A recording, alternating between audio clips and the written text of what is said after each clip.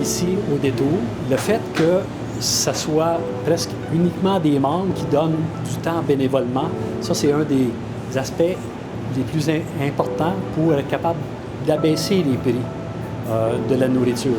Donc pour devenir membre, il suffit de suivre une session d'information qui dure à peu près 1 heure et de s'engager à donner 3 heures de son temps à chaque 4 semaines.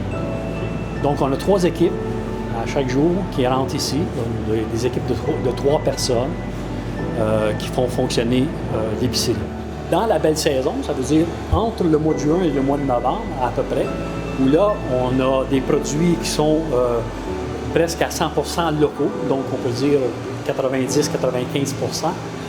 Là, sur les prix, sur les fruits et légumes, on peut faire facilement 40% de moins que ce qu'on trouve dans les supermarchés. Loco, c'est né en fait du besoin, dans notre mode de vie personnel, de 4 étudiantes en sciences de l'environnement, de pouvoir acheter un panier d'épicerie qui soit le mieux possible pour notre planète. Puis en fait, soit on n'y arrivait pas, ou carrément, il fallait faire plusieurs endroits pour y arriver. Donc, on a vraiment décidé de se lancer puis avoir une épicerie le plus environnementale possible. C'est vraiment une épicerie complète d'aliments, de produits d'usage courant comme du shampoing, du savon, des produits ménagers. On a certains produits, en fait, qui peuvent faire un panier ou un plat complet écologique et sain qui sont moins chers. Donc, on va vraiment avoir moins de marge sur ces produits-là, comme par exemple un riz nutritif, des légumes verts, puis des produits un peu moins essentiels, comme par exemple du chocolat. Bien là, on va avoir une marge qui va compenser. Donc, c'est vraiment une manière que chacun puisse dépenser comme il peut, comme il veut. Donc, on essaie vraiment de rendre ça abordable, mais en même temps, le juste prix, c'est aussi de s'assurer que tout le monde qui a travaillé à produire l'aliment a été bien rémunéré puis peut en vivre sainement. Donc, on essaie vraiment de trouver l'équilibre. Donc, nous, on ne fait jamais de rabais parce qu'on veut vraiment toujours donner le bon prix autant pour le producteur que tous ceux qui ont travaillé dans le processus.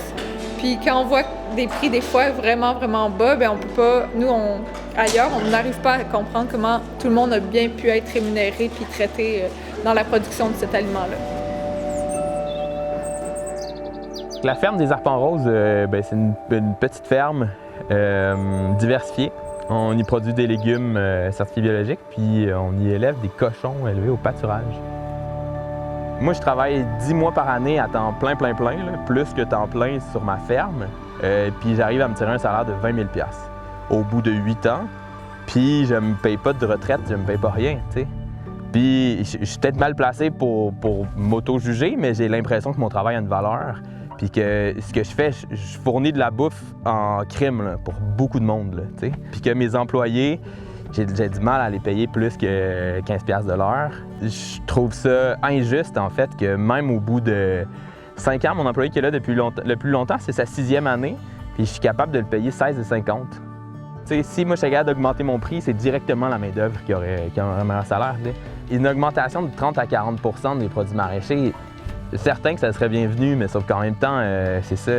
Ça va être quoi l'effet? Ça va être que les gens qui ont les moyens vont continuer à s'acheter des légumes, ceux qui n'en ont pas vont aller acheter des légumes qui viennent de la Californie, tu sais, à moins cher.